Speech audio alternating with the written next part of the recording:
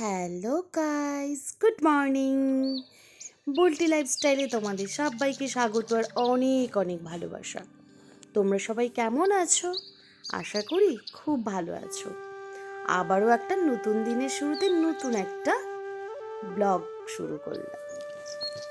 আজকে গোটা দিনটা কি করছি সেটা তোমাদের সাথে সবটাই শেয়ার করব। তো আজকে প্রথমেই দেখে নাও আমার ঘরের লক্ষ্মী ছোট্ট ছোট্ট গোপুসোনাদের সকাল সকাল স্নান করে সবটা করে নিয়ে তারপরে যেটা করছিলাম সেটা হচ্ছে, মা তো আগের দিনই এসেছে, তোমরা আগের ব্লগে দেখেছো। এমনিতে আমার মা আমাদের বাড়িতে একদমই আসে না।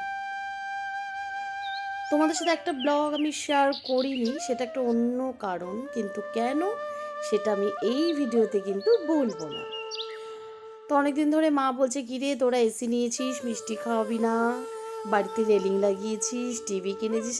রিসেন্টলি আমাদের বাড়িতে কিছু কাজ হয়েছে, তো মা একটু আর কি করে বলছিল, তো মাকে বলেছে আমাদের বাড়িতে যাবে। তো আমার মা কখনোই এক বেলার জন্যও আমাদের বাড়িতে আসে না, যে একটু যাই দেখা করে আসি বা কিছু, একদমই করে না।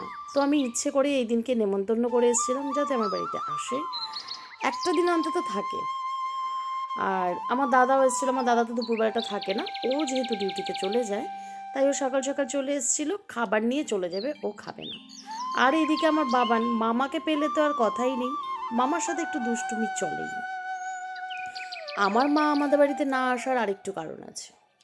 আমি জানি না যে কখনো কখনো বাপের বাড়ির লোকজন এলে শ্বশুর বাড়ির লোকেদের যেই জ্বালাতনটা হয় সেটা কেন হয় আমি জানি না। রিসেন্টলি যেটা শুনেছি, আমার মা বা আমার মামি বা আমার দাদা দিদি যেই হোক আমার বাপের বাড়ির যদি কেউ আসে, আমার শাশুড়ির জ্বলন হয়। কেন জানি না, ভেবেছিলাম মনের নামটা উল্লেখ করব না, কিন্তু না বলেও পারলাম না তোমাদের। উনি নাকি বলেছে আমি বাপের বাড়ির লোকজনদের খাওয়াই, যত্ন করি, বাপের বাড়ির লোকজন নিয়েই পড়ে থাকি। আচ্ছা, যেই মা জন্ম দিল তার জন্য কিছুই করব না, সেটা কি করে হয়? আমি ঠিক করেছি সবার জন্য করার পরেও যখন এরকম বদনাম আমাকে ঘাড়ে নিতে হচ্ছে, আমি আর কারোর জন্যই কিছু করব না। তোমরা যারা আমার ব্লগ দেখো তারা আগে দেখে থাকবে যে আমার শাশুড়ি কতটা যত্ন, তাকে খাওয়ানো, কত কি কিছু করেছি। তবু উনি মানে উল্টি দিতে ওনার সময় লাগলো না। যাক, সেসব থাক, পরনিন্দা পরচর্চা নাইবা ভালো। এই নাইবা করলাম, নাইবা ভালো মানে না করাই ভালো আর কি। তো রান্না বান্নার শেষে প্রতিদিনের মতন আবারও একবার ঘর মোছা, ঘর গোছানো। আর যতই সকালবেলা ঘর মোছা হোক না কেন, স্নান করার পরে যদি একবার মানে রান্নাবান্না করে পড়ার করে, রান্নাবান্না মানে হয়ে যাওয়ার পরে যদি একবার ঘর মোছা না হয় তাহলে আমার বড্ড খারাপ লাগে। যাক, তারপর তো রান্নাবান্না হয়েই গেছিলো, তারপরে খাওয়া দাওয়ার আয়োজন। বাবা মা বসে গেছে, আমার ভাত, মনার ভাত, আমাদের চারজনের ভাত একসাথে নিয়ে বসে গেছে। আর বাবানকে অনেকটা আগে খাইয়ে দেওয়া হয়েছে। তারপর সবাই মিলে একসাথে খাওয়া দাওয়া করতে বসেছি। খাওয়া দাওয়া সেরে একটু রেস্ট নেওয়া হবে। মা কিন্তু আজকে বিকেলবেলা বাড়ি চলে যাবে বলছিল, তো বাড়ি চলে গেছিলো। এই যে তোমরা যেটা দেখছো আমি মায়ের বাড়িতে গেছিলাম, এটা হচ্ছে পরের দিন একটা ভিডিও ক্লিপ না হয়েছিল, সেটা হচ্ছে মায়ের বাড়িতে গেছিলাম। হঠাৎ একটা ডাল ভেঙে পড়েছে, প্রচুর আম, তারপরে গিয়ে একটু আম কোড়ালাম। আমগুলো নিয়ে নেওয়ার পরে তো গুছিয়ে টুচিয়ে দেওয়ার পরে আমার মা আমাকে আবার কিছু আমও দিয়ে দিয়েছিল, নিয়ে এসেছিলাম। আর এইদিকে গাছে না মৌমাছি চাক হয়েছে, যেটা আর কদিন পরে সুন্দর মধু পাওয়া যাবে। তো দারুণ একটা ব্যাপার। তো অনেক দিন ধরেই ভাবছিলাম যে একটু মানে আমের চাটনি খাবো, আমের যা দাম কী আর বলবো। তো এই দিনকে মায়ের বাড়িতে যাওয়ার পরে দেখছি হঠাৎ করেই একটা ডাল ভেঙে পড়েছে, তো অনেক আম নিয়ে এসেছি। এবার আজকে ভাবছি অনেকটা চাটনি বাড়িতে করে রাখবো। আসলে মানে কি বলো তো, আমার গরমকাল বলো শীতকাল বলো চাটনিটা খেতে বেশ লাগে। আমের চাটনি, তবে টমেটো চাটনি থেকে আমার আমের চাটনি বা জেলি চাটনি খেতে বেশি ভালো লাগে।